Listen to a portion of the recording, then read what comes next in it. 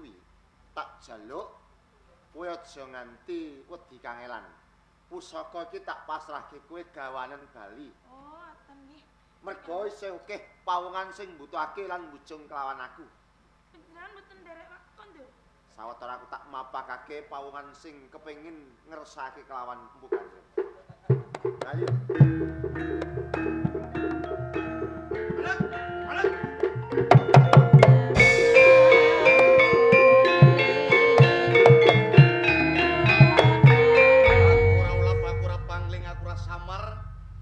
Sing mlebu ning pelangkan Pusaka Singasari. Ndi? Ki Gandring tak jaluk. Nggih. Ki Gandring tak jaluk. Kok jaluk? Oh dudu Empu Gandringe ning kerise sing tak jaluk. Kepenak kowe rekoso aku. Ora kena. Empu Gandring wis dadi darbekku. Tak rewangi totoan nyawat. Tak bekso yen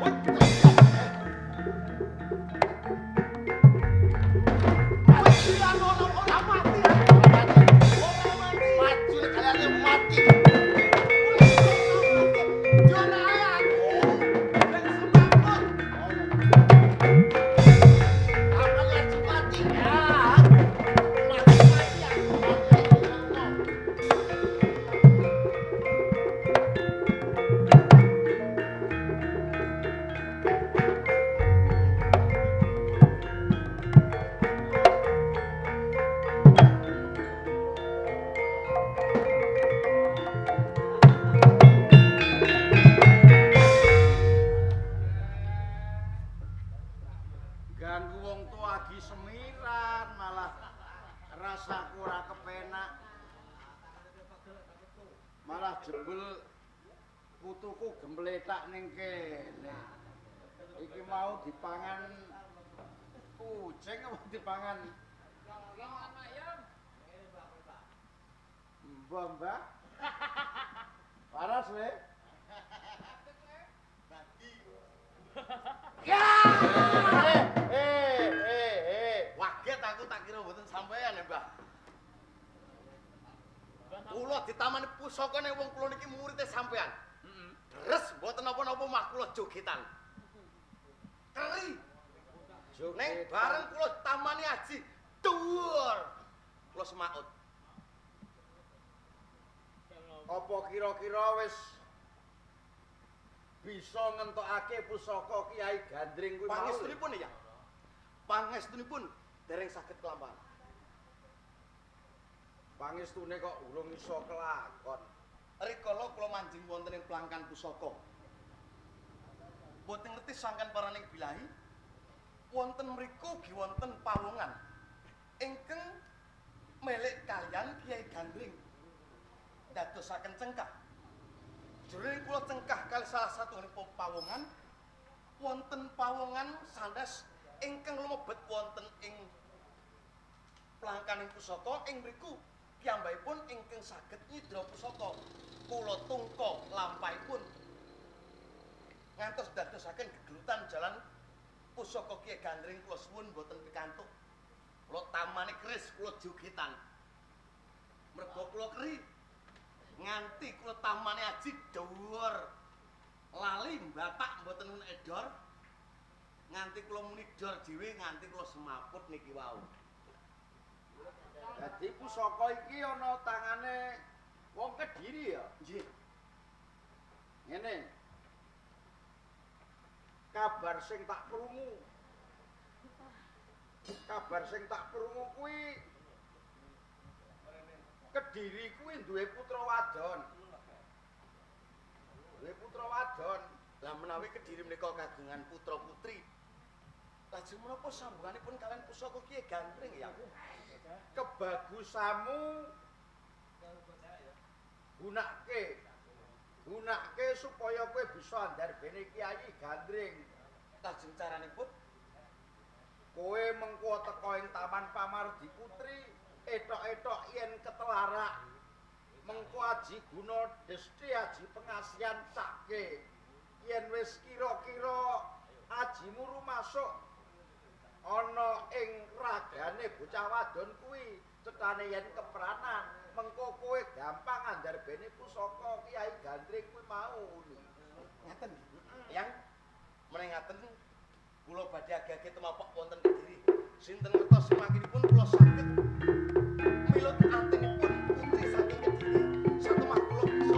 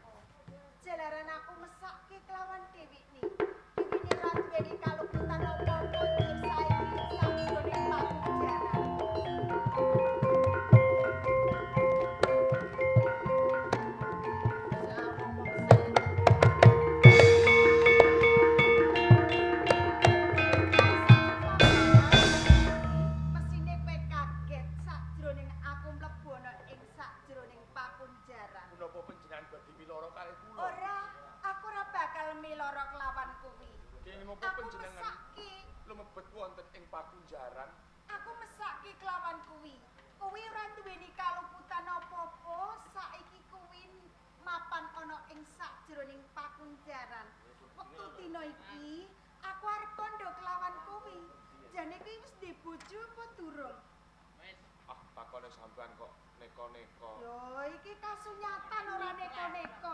Jawaben kanthi sucining atimu. Kula tesih Joko Ting ya. Sejoko ting, ora ting-ting. Ting-ting niku lak kalih. Iso nek isih siji Joko Ting. Padha karo aku ya isih prawan. Sampeyan tesih prawan. Prawan kliwatan. Sampeyan tesih prawan. Lho nek durung percaya lah mengko nek wis dadi bojoku mengko deleng dhisik prawan apa ora ngono. Sampeyan kok ngomong bojo-bojo. Aku kanthi kandha sing kaya mangkono, jalaran aku tresno kelawan kowe. Ampun gojek to. Ora, aku ora gojek kok. Sampeyan niku jane sinten, Mbak? Aku Yosawati, Yosawati. putrane Rama Tohjaya. Boten kelakon. Menek sampeyan menika tresna kalih kula. Lah kok ora bisa kelakon sebabe apa? Jalaran kula ngrumangsani bocah desa ora duwe apa-apa melarat hidup jagat. Punapa saged kelampahan dene panjenengan menika putranipun Prabu Tohjaya. Maksud sepoko, wong jejodohan mono ora mawas derajat lan pangkat utawa bondo lan donya. Amung ati pawitane, sinajan to kuwi bocah desa, anake kiri pacukile mbale paribasane. Yen to wong loro padha tresnani, ing bisuke bakal ngrembuyung nggone omah-omah. Gelem apa ora kowe dadi bojoku? Punapa Sudarma panjenengan menika mangestoni jalaran kula menika narapidana. Lho, aku durung ngerti yen to Kanjeng Rama ki nyarujuki apa ora. Sing baku aku tresna kelawan kowe mbok tampa apa ora. Ayo, kok bingung sing mbok tampik ki apane? Apa kurang ayu?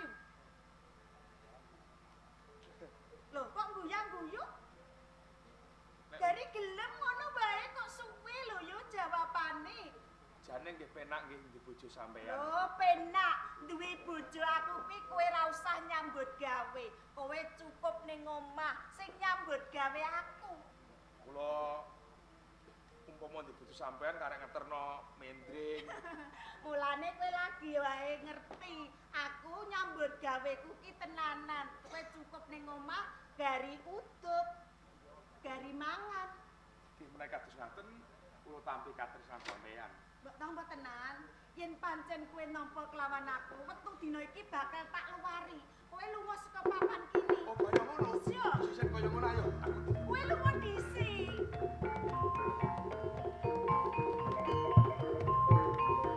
Cipen kancing rama-rama ngenteni.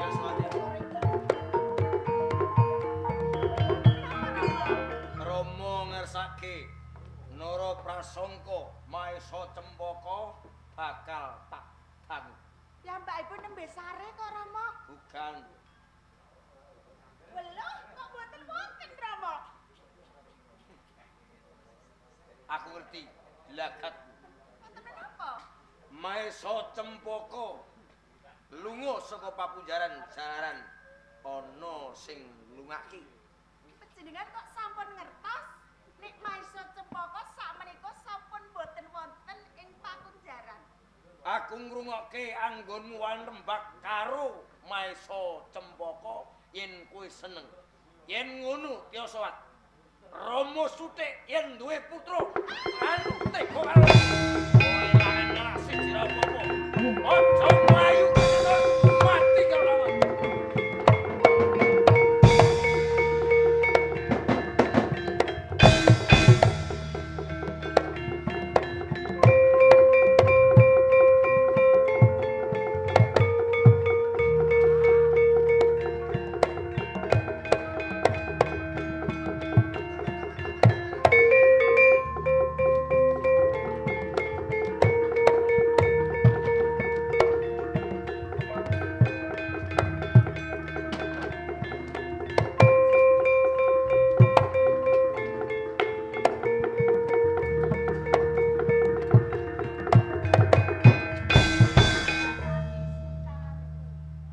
Sedelok maneh Loro ati bakal kebales mergo Kamas Astrojaya mesti menang.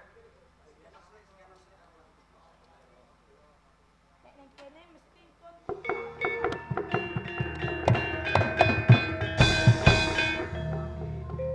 gumun ya. Mun, Mbak. Ki wong desa mesti. Weruh ngene mesti ke gumun nang Oke ning desa ora ana sing gambare niki lho enten kembange lho. ora ana. Aku sing ping ana sing merah. Sapa kuwi? Nggih, kula wong. Asap. Sapa kuwi? Giman, Oh, Giman. Bocah ndi man keman? pulutan Oh, sing seneng Indra. Ki seneng ngomong sak kancamu. Lho cilikan kula niki jenenge Giman. Ning bareng gedhe kula doleh jeneng kula dadi Ranggawuni. Ranggawuni. Nggih, Bocah saka ngendi kuwi? saking Gunung Semeru cedhake Pulutan. Lah kuwi nganti temeku ning Kediri ki umbalmu entah pira?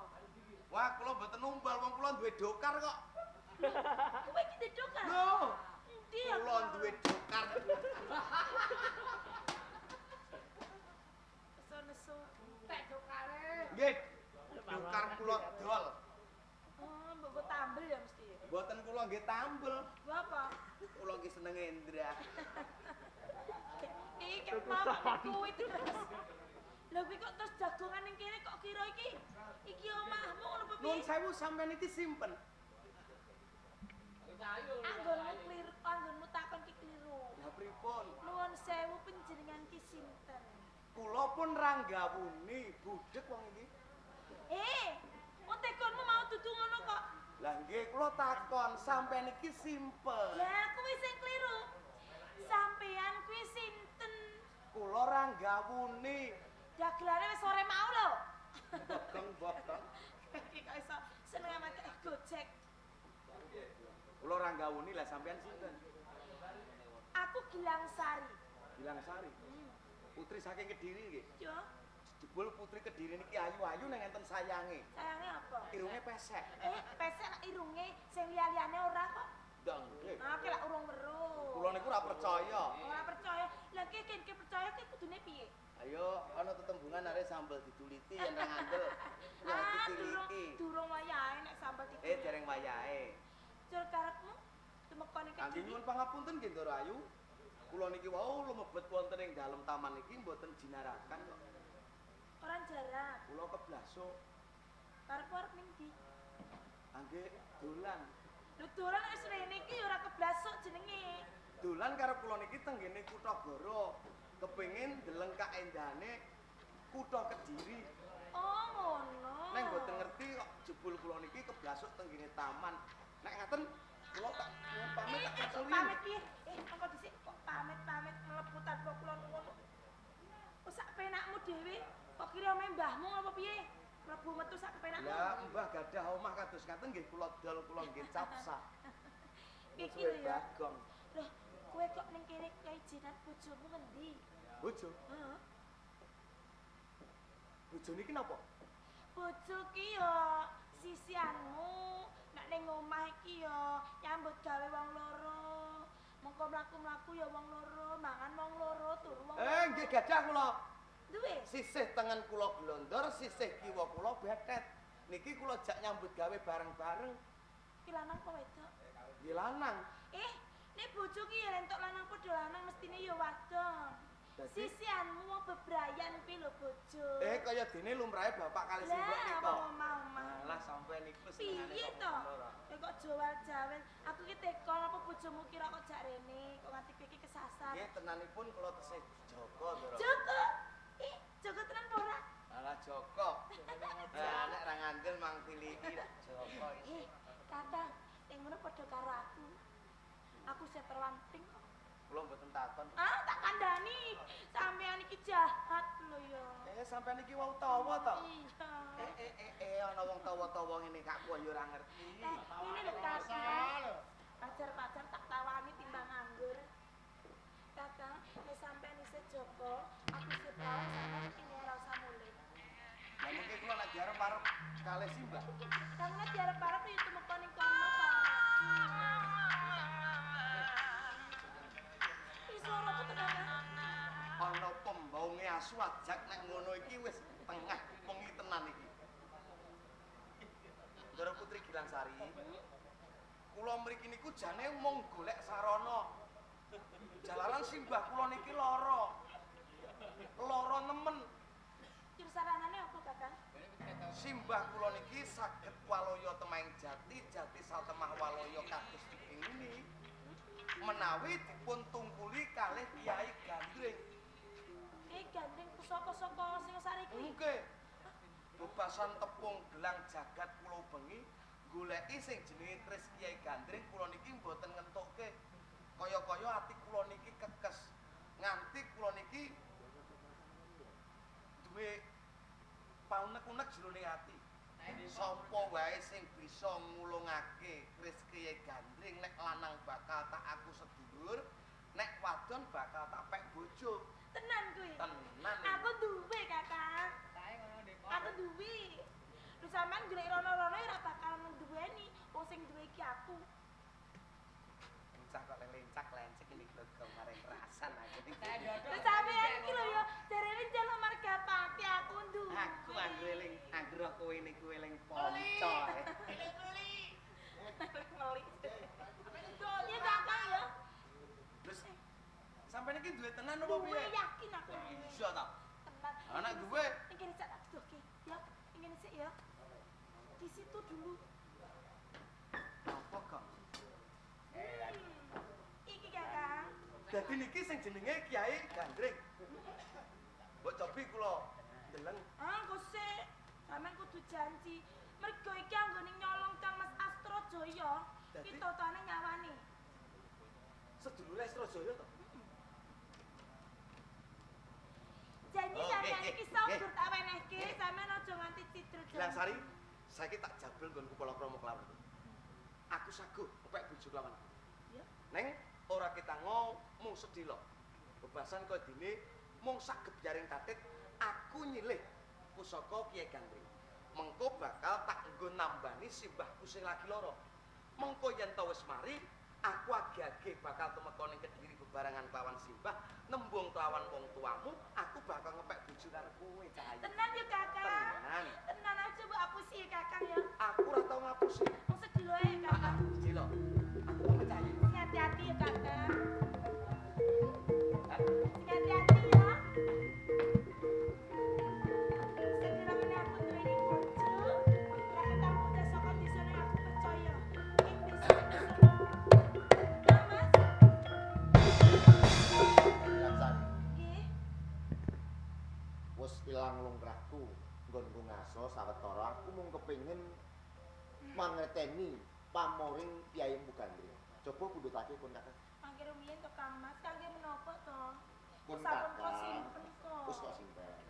Lah mula kuwi pun Kakang ngepenginake kaya ngapa to pamoring Kyai Empu Gandring.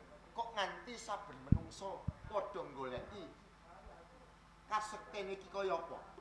Pun Kakang kepengin mangerteni. Ya menika Kang Mas. Niki wau wonten sowane pawungan. Ingkang nyuwun nyampil ananipun Margapati kala wau kula ampilke wong bocahe bagus. Bocahe ganteng aku seneng kok Kang Mas. Empu Gandring Tak wenehke bocah mau. kok wenehke bocah liya. Merga kowe Kula tresno. kowe seneng. Wow. Wow. Seneng ta arep blipe lho Kang Mas. Bentar sih. Bilang Sari, Ya. aku nganti lali iki. Bilang Sari, ini tak kandhani. Nggone pun Kakang nyolong pusaka Empu Gandring kuwi totoaning nyawa. Sisip sembire pun Kakang mati. Ning ya kene kok nganti kowe gampang kapiluyu. Merga mung karana kebagusaning bocah utawa pawungan kang tumeka ing papan kene. Wis kebacut lho Kang Mas surasa nesu. Lah wong ngono wae kok ngampel engko lagi dibaleki meneh to Kang Mas. Yen ngono padha wae nyabarke kekarapanipun Kakang malesake ngenani bab patining Eyang Prabu Dandang Gendis. Kanthi kuwi Gilang Sari yen ngono kuwi wis tanpa guna ora migunani tumrapun Kakang, kowe kudu minggat. Kang Mas. Minggat.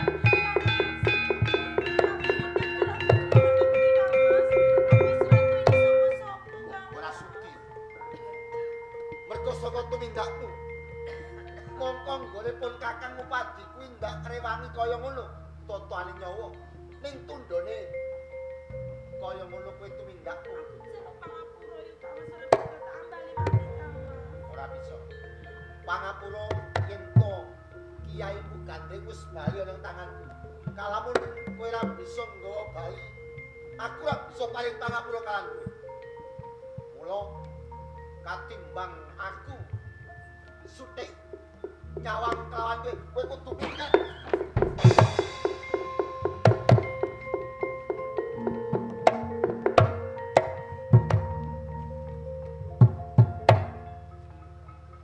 Gilang Sari. Kok umpama kelakon ndak pateni, urung tan urung aku bakal kelangan sedulur wadon. Monggo putraning Rama Adipati Jaya Sabamung Astra Jaya dalah Gilang Sari. Yen aku nganti kelangan kelawan kowe, Di, aku njaluk pangapura merga keblananing atiku. Entelono pun Kakang, entelono pun.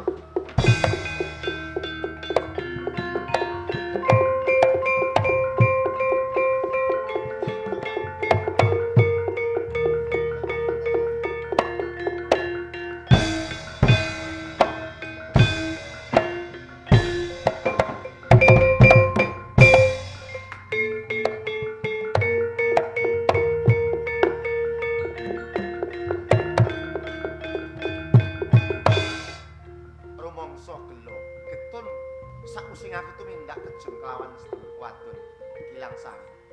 Mongko iki sak tengahing dedalan aku uga durung nemokake menyang endi dununging sedulur wadon Gilang Sari. Kakang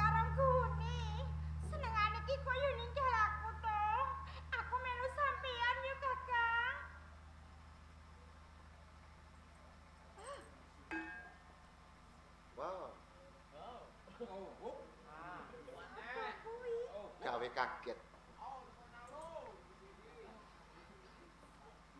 Manggo dhisik, bocah wadon. Anggi kula. Durung wae kowe tepung kelawan aku. Kok plak-plek njur ngrangkul kelawan aku iki ana kawigaten apa? Anggi nuwun sewu nggih, Den. Rumah sekolah penjenengan menika sedulur kula Kakang Rongguwuni. Amila kula ngrangkul saking mingki rumah sekolah niku sedulur kula. Dadi kowe duweni dulur Rongguwuni. Nggih, Kakang Rongguwuni. Apa pasuryaning bagus sairip kaya aku ngono? Anggi pasuryanipun niku nggih bagus kados panjenengan, Bu. Ki ambekipun menika pun dangu ninggalke kula. Jarene niku ajeng tumuju wonten ing Singosari. Sik sapa mau? Jeneng Kakang Rongguwuni. Nggih. yen ngono aku kelingan. Jenengmu sapa? Kula Mintarsih. Mintarsih.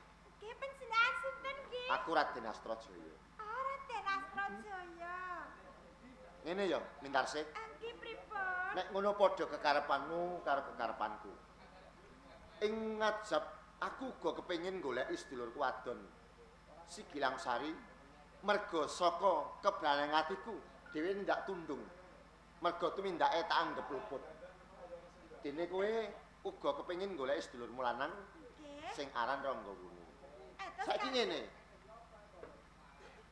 Aku saguh golekake utawa sabiyantu kelawan kowe nemokake kelawan sedulurmu lanang si Rongguwuni. Sago. Saguh. Panjenengan sago tenan. Saestu? Iya. Mboten ngapusi kalih kula. Ora. Nggih matur nuwun nggih. Anggi monggo. Sik to. Lah kok ngosek kok derene jenengan iki sago golek Saguh ning ana pitukone. Ana pitukone. Iya. Terus pitukone niku napa lho? Pitukone aku tak takon dhisik karo kowe. Anggi Kowe iki isih randha apa wis prawan? Kok isih rondo wis prawan pripun to ngendikanipun? Kualik to. Anggi kualik. isih prawan. Nek ngono diwalik ben ora gosong. Kowe isih prawan apa wis randha? Oh. Sampeyan iki ngajak gojek lho. Ora, aku ora ngajak gojek. Anu kok, Den? Piye? Kula niku isih prawan. Tenan apa? Nggih. Wah, prawan semene randane sepi wae iki. Sampeyan ki ra percaya sambel dituliti ra nganti ditiliki. Pilih tenan ya. Anggi monggo nek sampeyan ki ra percaya kula niki isih prawan tenan. Aku nek pajar ngene iki adat kala mangsane niliki lho. Angge padha. Sampeyan takon kula nek isih prawan. Saiki sampeyan iki wis dibojo apa isih Joko? Walah, nek aku iki lagi Joko. Lagi. Iya, Lagi Joko. lagi Joko. Nek ngono lagi wibar sunat. Iya lagi telung jemungan. Terus karepe? Ya wis karepe ngene. Ingkang kasih. Saiki padha kekarepane, aku gelem sabiyantu kelawan kowe. Mung wae tak jaluk, mengko yen wis ketemu, kowe gelem dadi bojoku. Ngeten. Heeh. Angge kula saged masalah. Saguh, nek ngono ayo bebarengan lumaku goleki karo ati.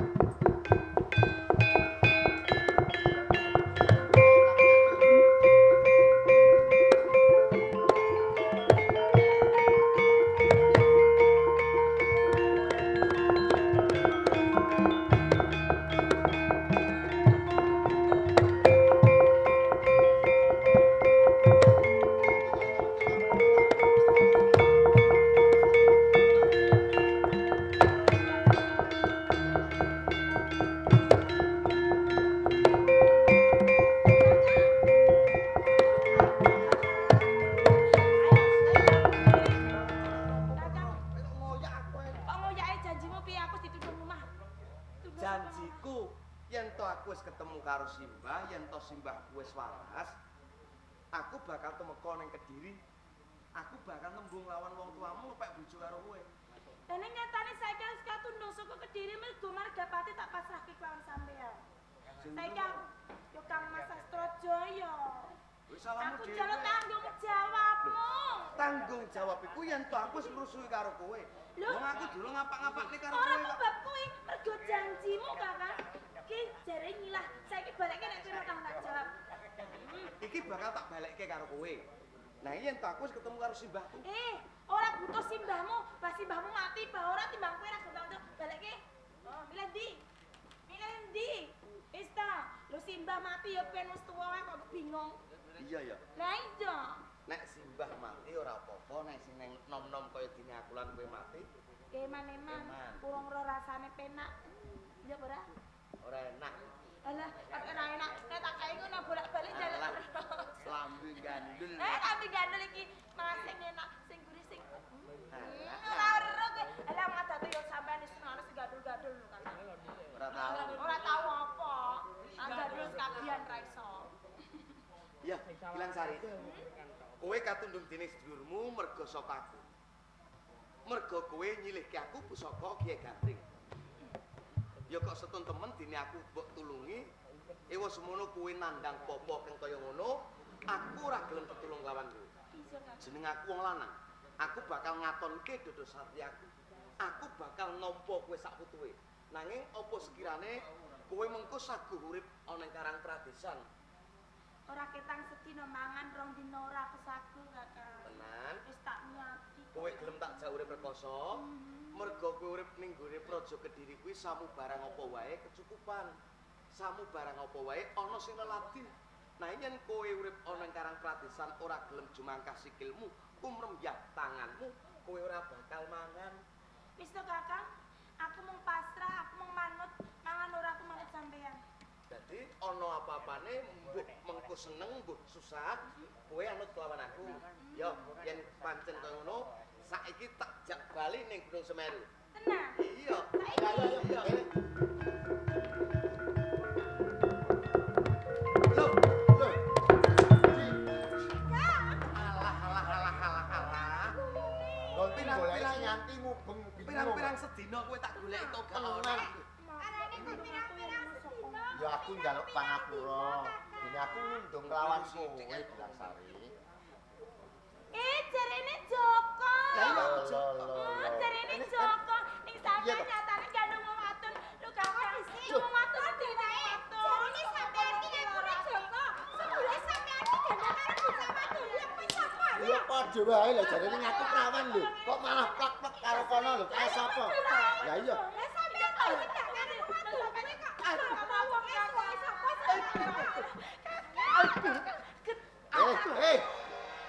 Ngene. Engko seto perkarane iki apa? Lho, perkara Persoalane iki apa persoalan? Persoalane mergo sampean yo pertanyaan. Coba. Coba ngono kuwi. Padha wae. Kok padha wae? Kancen kaya ngono kuwi. Agane kae mesti sujono karo kowe ta. Sujono karo kowe. Lho dosa kok ndak aku ya sujono padha wae. Lha wong, lha kuwi cedak karo mengkono kuwi ya. Akhire rasa mengkering ngono Apa dhewe sampean iki cedak karo bocah wadon kuwi sapa wae sing ora Nek mengkene sing jur Kang. Kowe ya kurang ajar kowe. teko kowe iki. Kowe ya kurang ajar. Iso kurang ajar. Kowe ngakumu prawan ning jebul bareng roh mengkene Oh, iki. ya mengkene Kowe meneh. terus hingap yuk. Panas dek atiku. Hah? Panas. Wow. Kowe ngene iki lho sing marana betah iku. Lho sampean iki kenapa panas? Sik. Hah? Sik. Iki Kakang. Kowe kok plak-plak karo mengkono kae piye? Ya mengkono iki sing jalare aku mbok tundung mau Kakang. Kowe kok yo Oh. plak-plak. Dadi mengkono kowe. Iku apamu iku? Ntar ki. Wes. Ini. Sampe iku. Aja gandeng iku. Yo aja gandeng iki. Masamu aja sini. Yo masamu. Galak iki. Cim. Wes. Ngono kuwi sing marah iki sampean Kakang. Jarene sampean iki sing Joko. Lho kowe ora percaya nek Wadon ayu terus sampean cedake sampean gandeng. Sapa wae sing ora. Ngene. Kok tanding-tanding karo wong kok tanding-tanding karo sak iki sampean. wes ajur. Kowe ora percaya nek aku Joko. Ora percaya nyatane sampean. Ayo dijajal. Dijajal? Iya. Ora ana. Nek wong lanang iki Joko duduk padha wae. Masa iya. Iya. Tenan. Beda karo wong wadon. Bedane manggon ndi? Karo rondo iki ana bedane. Bedane manggon ndi? Ayo. Nek prawan piye nek rondo piye? Nek prawan kuwi. Oh iya. Aja biangmu kowe. Ora wani Kakang. Aku kon lha opo? Nah, nonton. Iki lho dunungno iki piye carane? Piye? Yen ana perkara ayo padha dirembug bareng-bareng, cek men perkara kuwi gampang dinggone ngudari. Wis Kakang gone.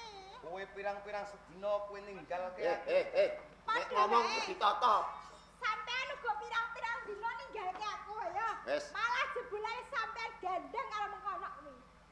Ngene iki lho. Kakang lho ngono kurang kedetak remet lambene iki dijen. Wis, remet lah. Aku wedi karo kowe. Ya kok aku tidak kowe. Yo, ana ajukan. Aja milih ajukan. Ajukan wae. Karo pajar pacar nggih kringet. Aja dua-dua ya. Aduh kurang ajar iki. Ramane kowe nek kowe kok karo kowe siji. Rasane sambelmu gorene. Iya. Wah,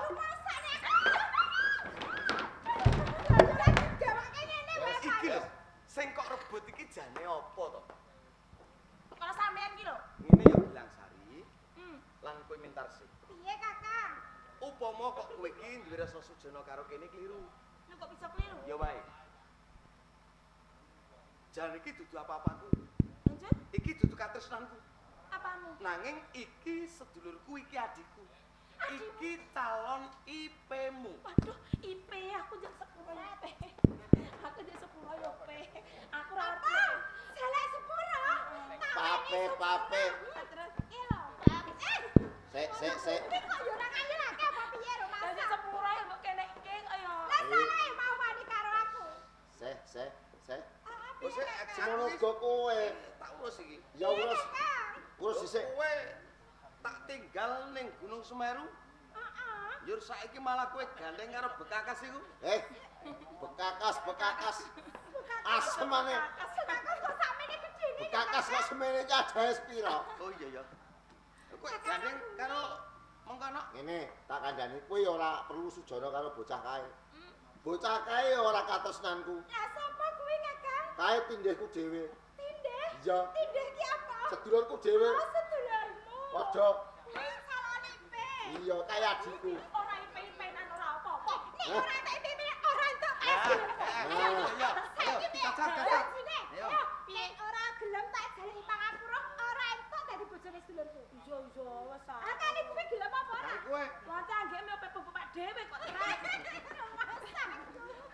ngene ya. Piye iki? Iki jebule antaraning Mintarsih lan Gilang Sari ana rasa sujana jalaran rebut marang bener.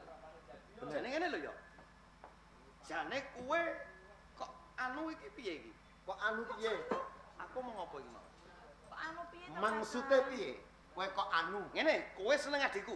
Ya. Aku seneng karo adikmu. Nah, iki Iki bingung. besok nek anak-anak iki mbingungke bocah. Ora, saiki ngene wae. Lomba endi sing duwe anak dhisik ya kuwi sing tuwa. Kok kaya pitulasan ae. Lho iya. Ora, saiki ngene wae. Piye kok ora? Kakak Astrajaya apa dene Kakak Ronggo niki Heeh. saiki sing gedhe sing endi? Wah. Dhuwur sing endi? Mesti gede aku mesti.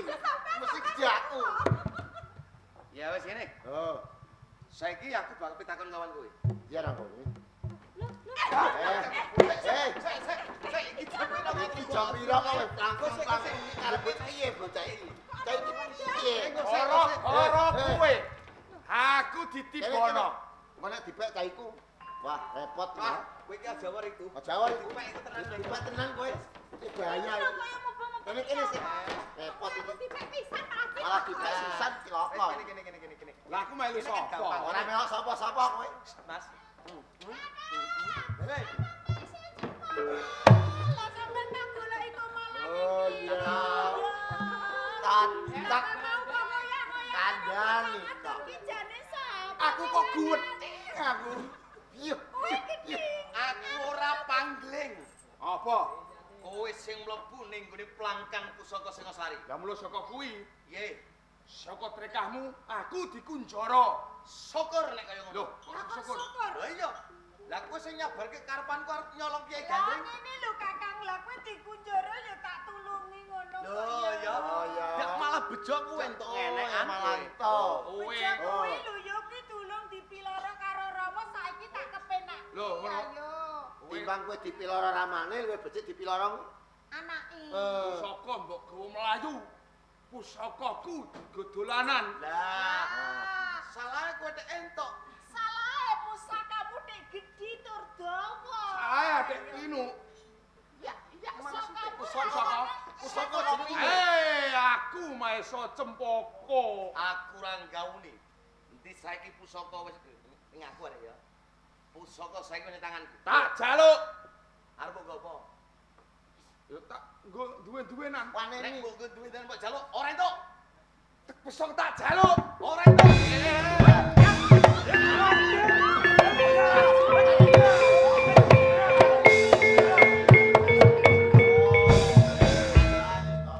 Wes aja wedi. Aja pisah. Galang lho, tak galang iki lho. wong tuwa. Usus depi. Piye jaluk iki tak banting. Oh, rumah samu ki celengan lah piye kok banting. Kali sirah iki lho, kali sirah. Usus depi cek tenan. Usus Bah. picen. Biyen ngono nek usus niku Ayo wong tuwa kok malah ditinggo guyon. Sirah arep dibalang-balang.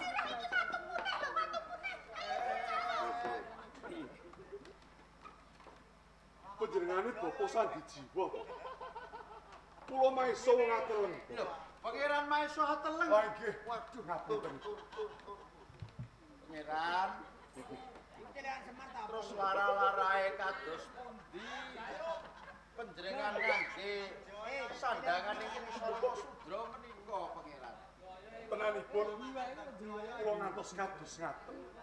Mergi kangge nylametaken dhateng menika anak kula Maesa Jepaka. Mergi saking regalipun inggih Kakang kula Tohpati. Piyambakipun badhe nyidra pusaka inggih menika Kiai Gandring ingkang mapan wonten ing Singosari. Ngantos kula peperangan kaliyan Kadang kula Tohpati saengga bojo kula piyambak dipun jawab ngantos sak mangke boten badhe pinanggih malih dhateng kula mergi sampun kepisah. Lah menika sinten tenanipun? Menika pun Ranggawuni. Ranggawuni menika putranipun sinten, Pak? Ranggawuni menika putranipun ingkang Raka Sinuwun Prabu Anuswapati, Pangeran. Menika tesih ponakan kula kiambak. Nggih. Mas Cepo, isih sedulurmu dhewe iki nggih. Ah, kasep pun. Lah mau padha gelutan ora ayune tak pisah. Menika sinten? Iki kaperah pamanmu. Kadange wong tuamu. Panjenengane Sinuwun Prabu Anuswapati iki pamanmu Maesa Hateleng. Yen pangapunten paman. Ya. Ini tenanipun kula boten mangertosi menawi Siadi Maesa Cempaka menika putranipun paman Maesa Wangateleng. Janipun kula nggih badhe pitaton menapa sebabipun dene Siadi Maesa Cempaka mancing wonten ing plangkan pusaka sumedya nyidra Kiai Gandring. Ranggawuni. Tenane Maesa Cempaka mlebu ana ing panti pusaka, kepengin nyidra anane Kiai Margapati merga dheweke kepengin nguji tuwuh bab patine ibune sing dikrenah dening pamaning Tohpati. Lah niki nggih padha, Mbah. Lah niki lagi padha mawon nggih niki pawongane sing mancing teng ngene gedhong pusaka, nyolong pusaka. Neng welinge simbah kula gunake. Oh, kula kandha kali Gilangsari nek simbah niki lara iso mari yen ditambani karo keris Kiai Gandring. Kula disilai. Jur sakniki ki mbake pasrah kepengin dadi bojo kula. Niki pripun niki, Mbah? Lho ya terus dipek ngono ora wis to Le. Oh, terus dipek. Lah nek niku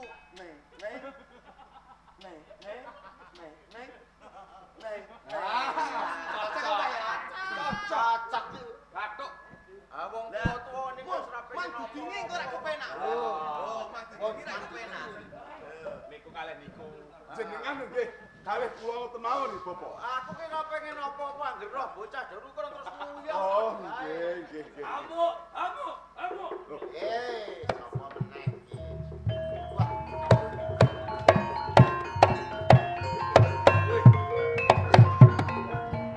Iki ape do bal-balan. Tara wis do jejer. Aku nguyak maling sing nyolong Margapati Kiai Gandring Bentuah ing Singosari. Domene do ngakoni ora iki. Ana sing dadi sponsor Sariwi barang. Ususe picek iki. Usus kok picat. Usus pun bladol. Bawongan ingkang gagah peksa gedhi dhuwur menika sinten? Iki yen ora kleru aku tau maca Suara Merdeka iki Tohjaya iki. Oh. waton ganggu nastan top Jaya. Iki mbok gawe nek do ngene iki aku ayo go macang nek mbok gawe nek carane iki. Kodhong wedi kabeh roh karo aku.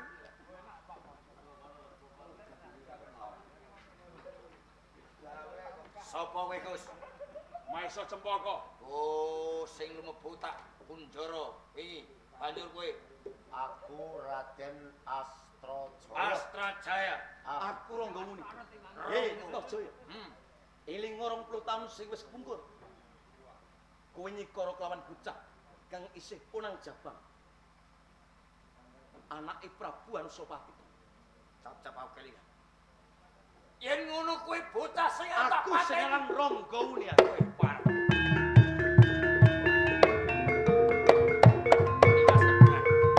Yen bapakmu tak pateni, yen ora tak pateni sak cindil abange bakal ngombe jebul. Ing kene aku bakal nagih utang kelawanku.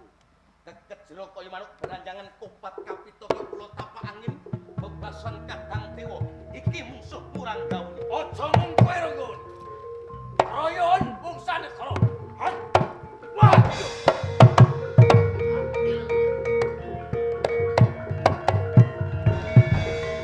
Jam piro iki? Jam 3 punjul 15 menit.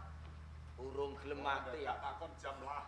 Mati iki nek urung jam 3:20 urung leh mati. Ya wis nek ngono terus kuat ya ora apa-apa. Piye? Piye? Waduh mati. Kengling. Yes. Wong angger sore pola ora karuan nyamene mesti mati. Ora ora keprak dia ya ngono aja. Yang mereka pusaka pikan.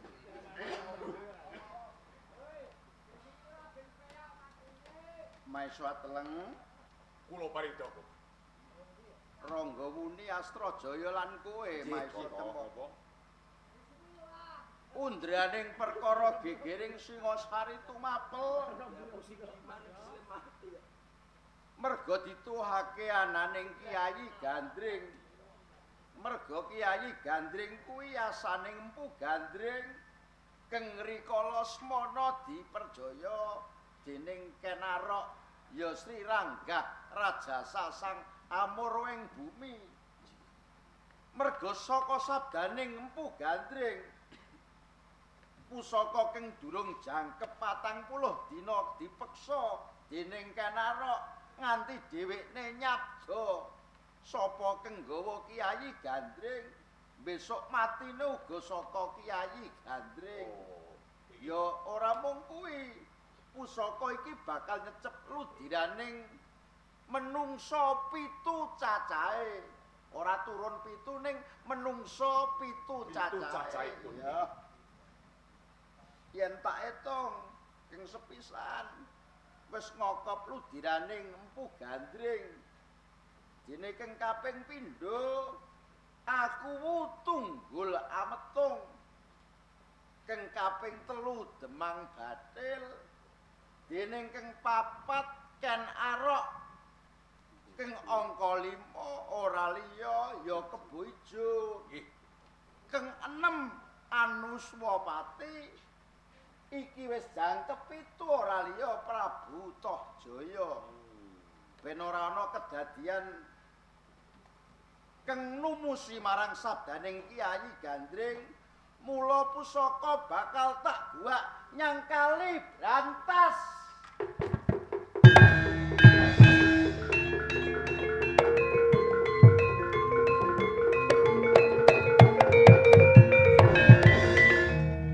Teges pusaka menika boten wonten pangorbanan malih. Mergi boten wonten cemodhok wonten ing tanah Jawa. Panjen leres pengiran. Rene panjenengan menika ingkang kapernah sepuh kerandah wonten ing Singasari. Monggo kula namung manut dhateng pangegahipun Kanjeng Pangeran Maeswa Teleng. Menawi kados ngaten Bapak Sandijiwa. Nggih. Rene negari Singasari Komplang, monggo samiya pinggah wonten ing pendhapa jer menika darbekipun Ranggawuni ingkang dados Nalendra wonten ing Singasari. Ranggawuni sabda katimbalan. Bener kandhaning pamanmu Maesa Teleng kumlanging negara Singasari. Ora ana loro telu keng ndarbeni mung kejaba keng slira. Ingkang wayah boten badhe silak lan swala lenggah minangka pangarsa negara wonten Singasari. Nek semantena kula ugi boten badhe kasupan kalih lelabuhanipun Syadi Maesa Cempaka. Mangke pados dinten ingkang prayogi kangge jumenengan wonten ing negari Singasari. Bapak Sandijiwa, menika kleresan dinten Respati Maris. Najan to menika mapanipun wonten ing satengahipun wana. Oh nggih. Benjang menawi Ranggawuni jumeneng wonten ing Praja Singasari katelah Prabu Anom Kertarajasa Jaya Wardana.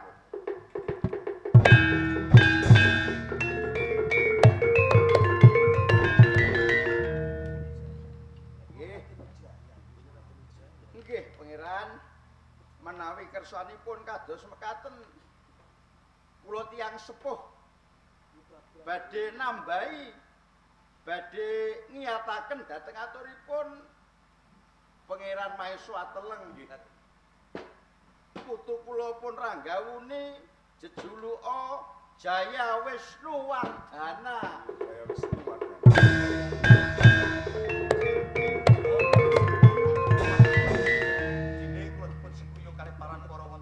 Singasari kalebet Paman Maesa Teleng saha Eyang Santijiwa.